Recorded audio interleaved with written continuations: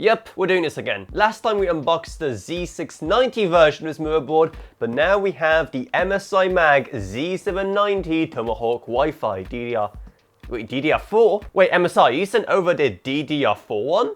I mean, what?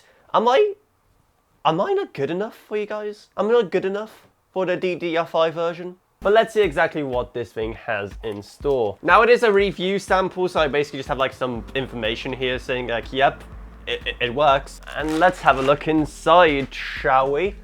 I mean, I gotta say, on the surface, it looks pretty much identical to the last gen Tomahawk. Actually, in fact, give me a second. Okay, so one of these is the Z690 and the other one is the Z790. Can you guess which one's which? Well, this one, obviously, because it has those like camo stickers which I put on during the review, but you see my point, they do look pretty identical. Now, there are a few differences. First and foremost, that the heatsinks for the M.2s look a bit different. As you can see, they are entirely kind of brushed, like these ones which are just like partly brushed.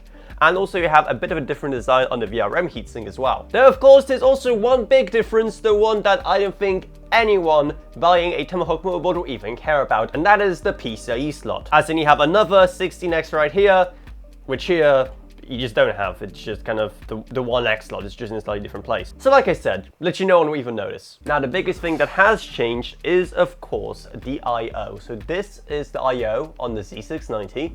Try and remember it. Try and, you know, memorize as much as possible, right? And now here is the I/O on the Z790.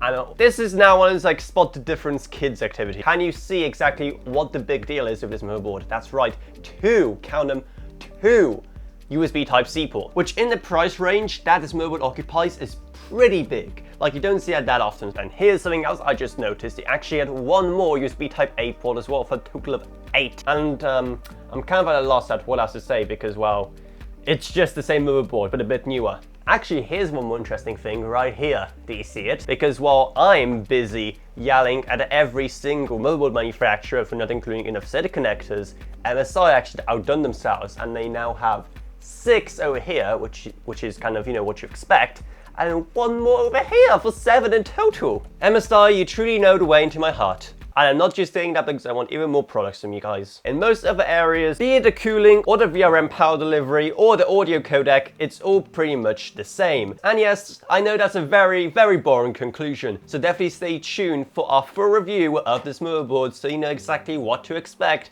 over its slightly older sibling. And if you want to buy it yourself, then Amazon links to it are going to be down in the video description below. And if you want to support the kind of in-depth journalism we do here, i.e. saying that this thing is just slightly newer than this thing, then maybe check out our Patreon, because even a single $1 a month truly goes a long way. And I'd also thank my existing patrons, Gavin Burns, LKB, Justin Rage, Ilaroniak, Balash Roka, Meg Sumner, Shane Allcroft, Lansby, and Level Up. But anyway, that's about it, so I hope you enjoyed this video. If you did, then remember, subscribe, like, whatever, and I'll see you all in whatever I make next. Goodbye, everyone.